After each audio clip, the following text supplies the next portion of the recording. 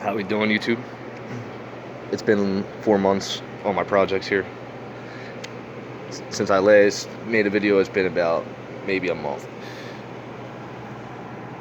I was trying to make them every day, but with work now, so I got snails in there, and I got some chubs, little fish.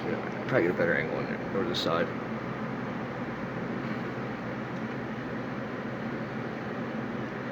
Like all this whole aquarium I made. I got the dirt, gravel. Plants don't do too good with the snails because they eat the plants, and then the water turns real brown. As you can see, it's kind of brown. But the water at the top is real clear, so you can actually see through in there. So it's really not dirty. You can see this, I have a tube in there. This is actually to my ant farm. I have an ant farm. It's my other ant farm, but it's not connected to anything. They're just too small. For right now, flip it on its side here.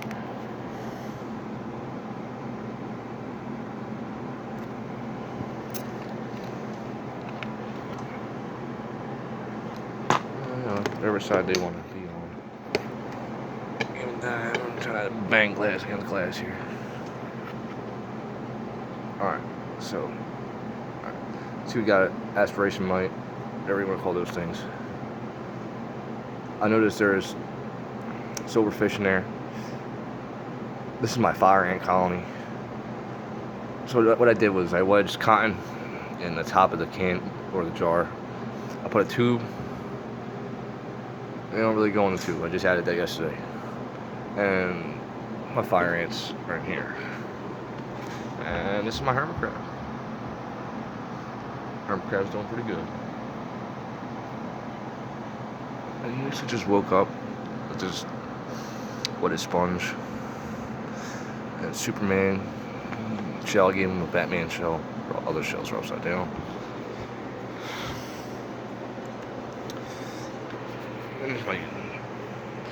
So this aquarium took me about a month and a half to make. From earlier videos, you can see how I had where I came from. This is what I was trying to figure out what kind of water these fish liked. I mean, like, to get the water just right without no test strips, and I have not used one test strip. Just changing the water 40%.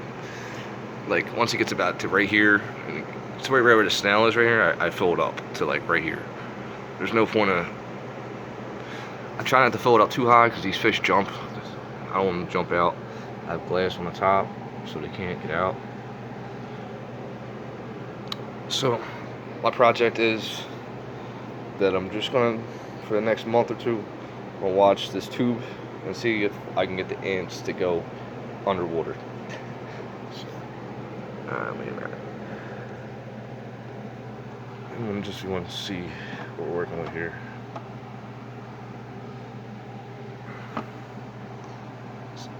So I have a pocket in there where it holds water. 2 pieces of cotton balls. As fish food. And then I shook some of the dirt out of the top gently, so it would just like slowly travel in there. So I figured it won't go in the tube unless it smells like home. If that makes any sense. Like I wanted the tube to smell like how the jar smells. So the only way I can do that is to add some of the dirt from their jar into there. I actually had some ants escape, and I put them in the other end of the tube, connected it so they can get back to their home, which actually was neat to watch. The ant would, like, since it got stuck in the tube and didn't really know its area, it would walk to the one end of the tube and try to walk all the way back home, but instead of going back home, it would keep walking back to make sure it was going the right way. And eventually, from going back and forth, it made it back into the jar.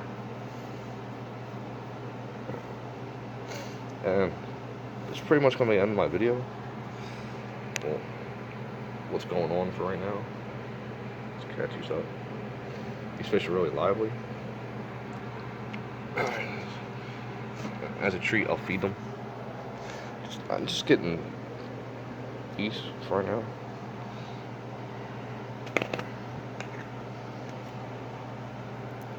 I kind of crush them a little bit because they're kind of small.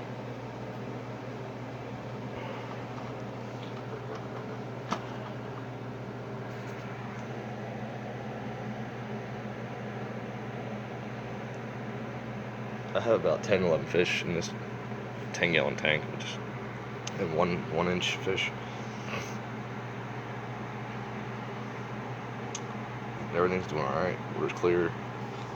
I change the water every like 5-6 days. And change the cotton and rocks. That's what I've been using for a filter because it's all I really afford right now. And it's going to be in my video in about 29 seconds. Just watch the fish feed. I've also figured out if you run out of fish food, you can use bread crumbs, but don't use that for too long because it'll clog your filter real bad.